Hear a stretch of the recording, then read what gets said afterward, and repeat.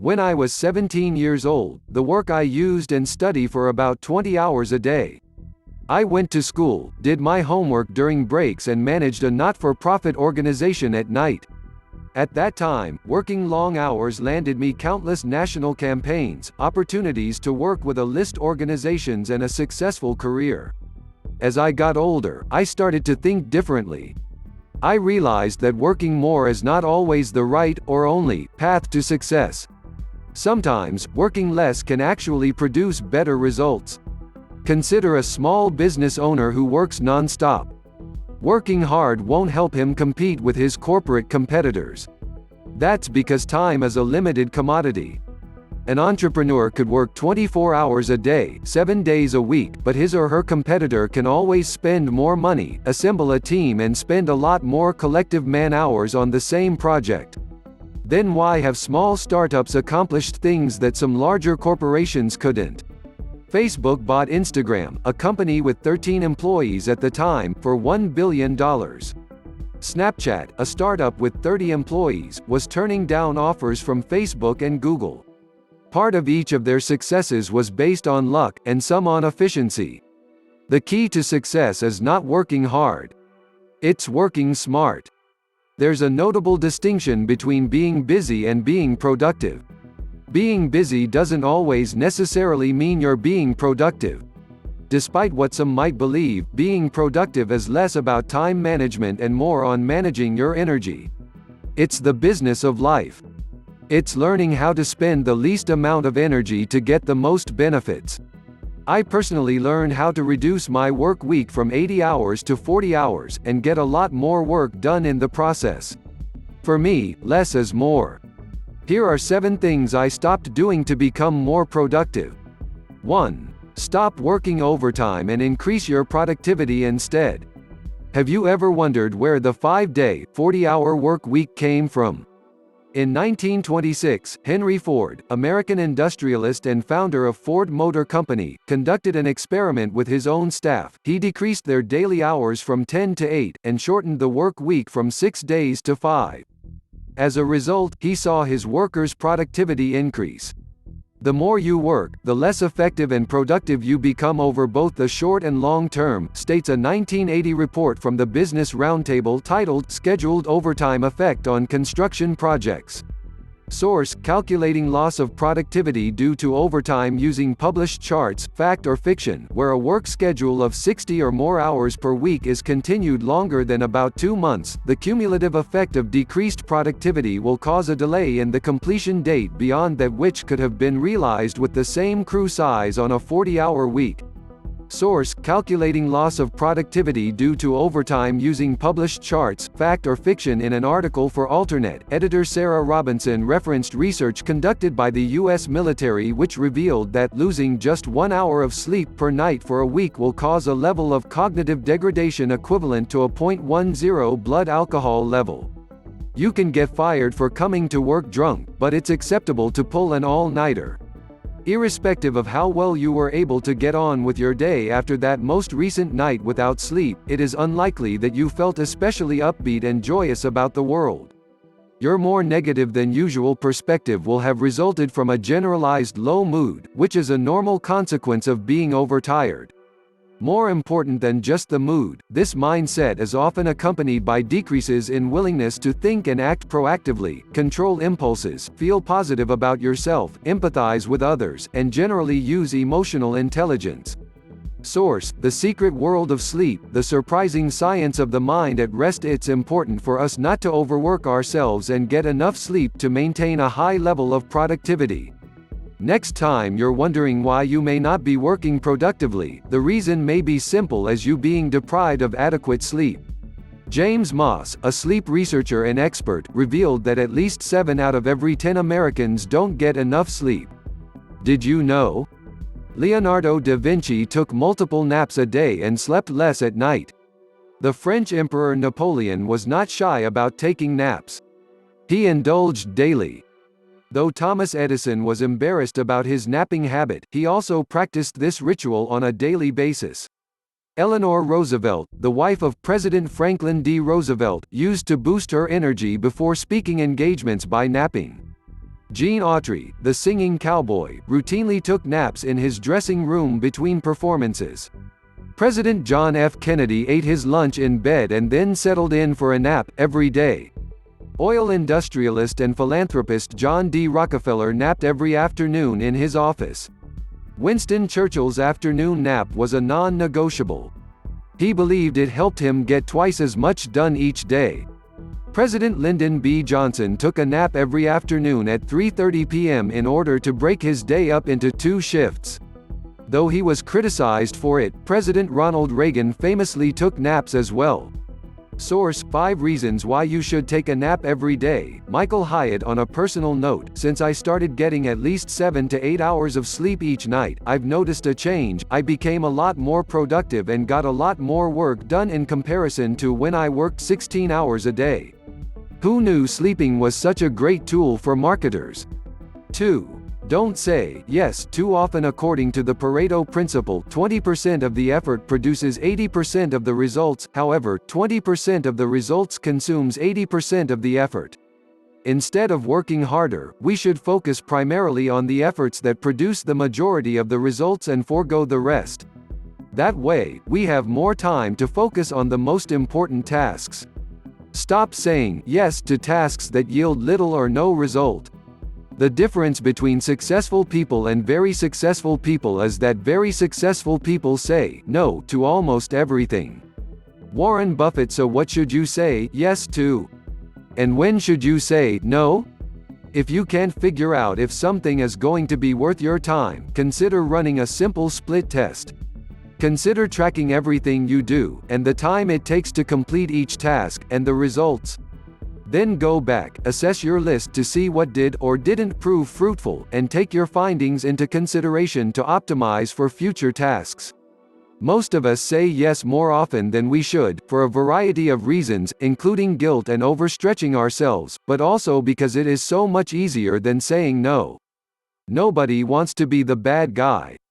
In a 2012 study published in the Journal of Consumer Research, researchers split 120 students in 2 groups.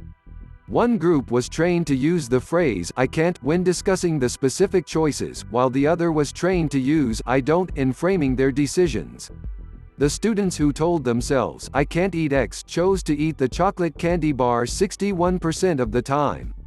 Meanwhile, the students who told themselves "I don't eat X" chose to eat the chocolate candy bars only 36% of the time.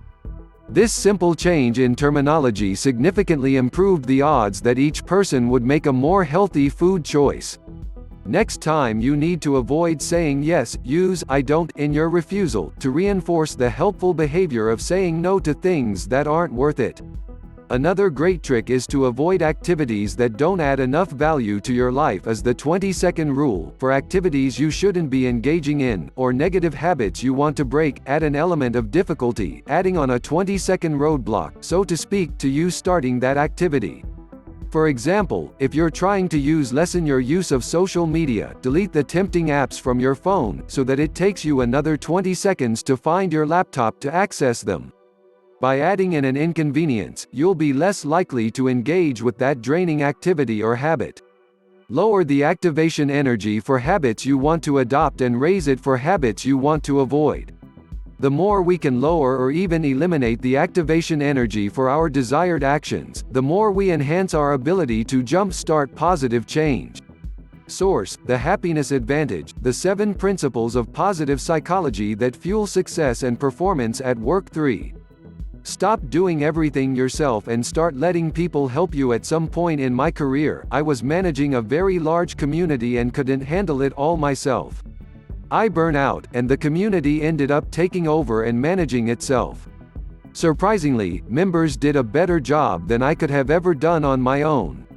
I learned the power of community and why brands need user-generated content. Consumers understand what they want and how they want it better than any marketer does. Did you know that, according to Octoly, user-generated videos are viewed 10 times more than brand-generated videos on YouTube? When seeking information about a particular brand, over half, 51%, of Americans trust user-generated content more than what's on the brand's official website, 16%, or media coverage on the brand, 14%. It's important for marketers to open up and seek help from the brand's community itself.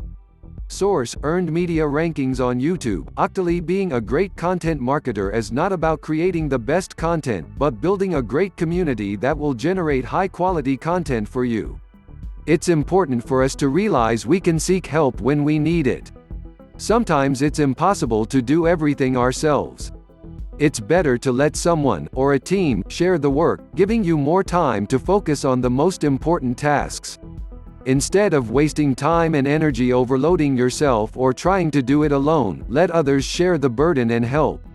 Oftentimes, even if your friends or coworkers can't help you, simply having them around can help you become more productive. Just having friends nearby can push you toward productivity. There's a concept in ADHD treatment called the body double, says David Knoll, PhD, a clinical neuropsychologist from Worcester, Massachusetts. Distractible people get more done when there is someone else there, even if he isn't coaching or assisting them.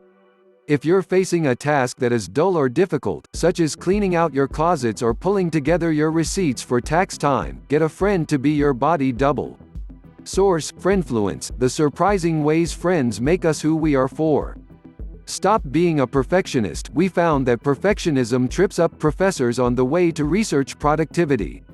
The more perfectionistic the professor, the less productive they are. Dr. Simon Sherry, a psychology professor at Dalhousie University who conducted a study on perfectionism and productivity, told University Affairs. Dr. Sherry found a robust correlation between increased perfectionism and decreased productivity. Here are some problems associated with being a perfectionist: they spend more time than required on a task. They procrastinate and wait for the perfect moment. In business, if it is the perfect moment, you are too late.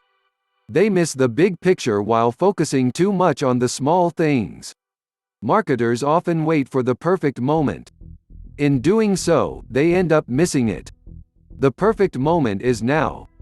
5. Stop doing repetitive tasks and start automating. According to a research study conducted by Tethys Solutions, a team of 5 people who spent 3%, 20%, 25%, 30% and 70% of their time on repetitive tasks, respectively, reduced their time spent to 3%, 10%, 15%, 15% and 10% after 2 months of working to enhance their productivity. Source: Using automation software to increase business productivity and competitiveness. Tethys Solutions. A week ago, I spent 15 minutes writing a basic Python program. The idea was to generate content from the data, which I pulled from Twitter API using a Ruby bot, and then using Hootsuite to bulk schedule the content. While this task used to take me an entire day to accomplish, it now takes me less than 5 minutes thanks to automation. Nowadays, whenever I find that I've done something more than 5 times, I ask myself if I can find a program to automate it for me. You don't have to be able to code to automate your repetitive tasks. It's nice to have the skills or the resources, but it's not a requirement. If you cannot build it, buy it. People often forget that time is money. People usually do things manually because it's easy and requires almost no research. It's manageable to moderate 30 images on Instagram for your user-generated campaign. But if you have to manage 30,000 photos and videos from 5 different platforms, you need a good digital asset management software. At FileMobile, we help people solve that problem and generate even more user-generated content. Just like managing rich media, you can easily purchase a software to solve almost all of your problems on the internet. If you still can't find a solution, you can hire an expert to help you. Keep in mind that you need to spend money to make money, and that time is your most valuable commodity. Tips for marketers: check out GitHub or Google Apps script library. Oftentimes, you'll find free, ready-to-use open-source code that requires very little programming knowledge. 6. Stop guessing and start backing up your decisions with data. If you can optimize websites for search engines, you can optimize your life to grow and reach your maximum potential. There are countless research studies that can offer insight on optimizing your productivity. For instance, did you know that most people are more easily distracted between noon to 4 p.m.? This was the conclusion that came from research shared by Robert Matchock, an associate professor of psychology at Pennsylvania State University. But even if you can't find data on a particular question you might have, it doesn't take a lot of time to run a simple split test and examine your own results. 7. Stop working, and take some time to do nothing at all. Most people don't realize that when we are too focused on something, we're essentially locking ourselves in a box, which can end up being counterproductive to our work or the results we're chasing. It's important to walk away from work once in a while and have some alone time, which is good for the brain and spirit, according to The Power of Lonely, from the Boston Globe. One ongoing Harvard study indicates that people form more lasting and accurate memories if they believe they're experiencing something alone. Another indicates that a certain amount of solitude can make a person more capable of empathy towards others.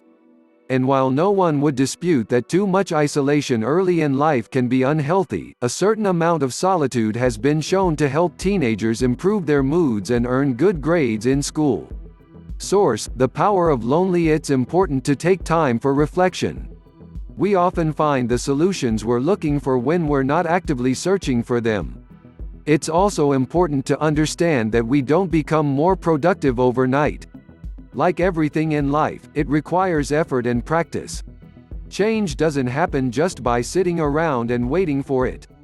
Instead, take the time to learn more about your body and find actionable ways to optimize your energy and time for a more successful and happier life.